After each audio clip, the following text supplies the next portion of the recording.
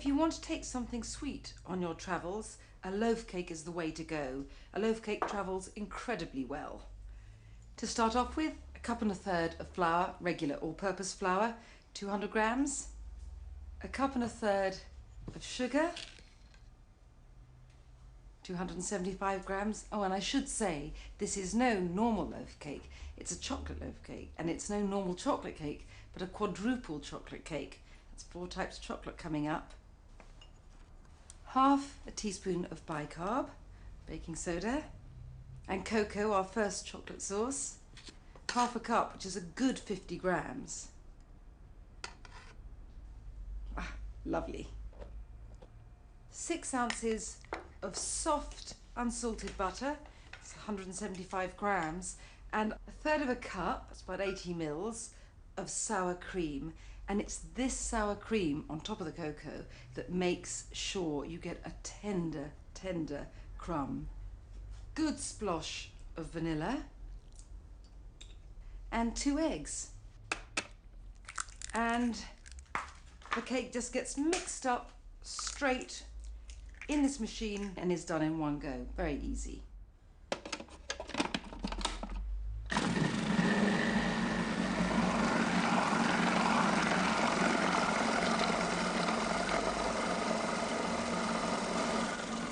We are well on the way to gorgeousness, but I want the cake to be really melt in the mouth, and I feel it needs a wetter batter for this.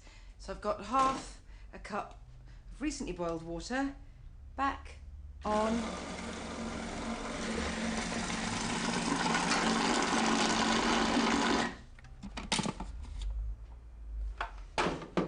And then a bit of a spatch down in preparation for chocolate element number 2, a cup or about 175 grams of chocolate chips.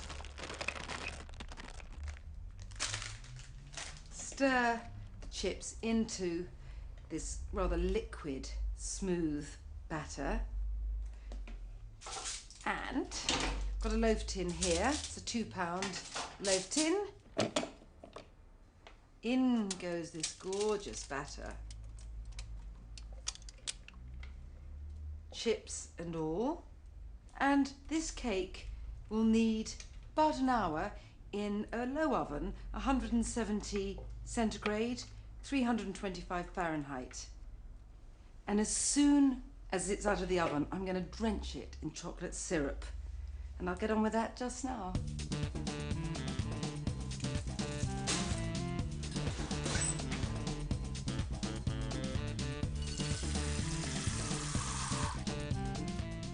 One chocolate syrup coming up. Just filled a pan with 1/2 cup of water, about 125 millilitres. I want 1/2 cup, 100 grams of sugar. And I want a teaspoon or thereabouts of cocoa. I'm going to give this a quick whisk now. You should never stir syrups once they're on the heat, but now I'm free to do so.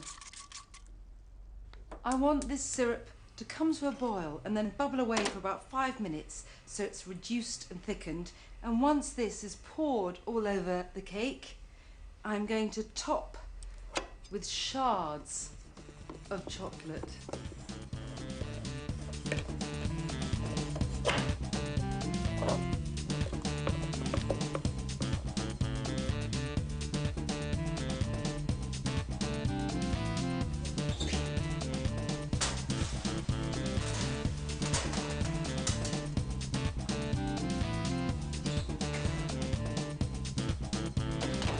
This is exactly how I wanted it.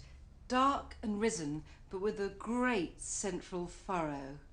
Now, taking either a very fine skewer or a stick of uncooked spaghetti, puncture the top of the cake to make little holes so the syrup, when I pour it over, can trickle down. And now drizzle with this fabulous syrup. Ah, look at that. And don't worry about any bits going down the edges. This is why it's lined with foil and why it's sitting on the baking sheet. I'm now going to turn this whole cracked matte surface gloss. And perversely, I'm going to cover that up with these shards of chocolate. And as long as I've got some to flake over the top when I slice it up, I'm happy. Who wouldn't be?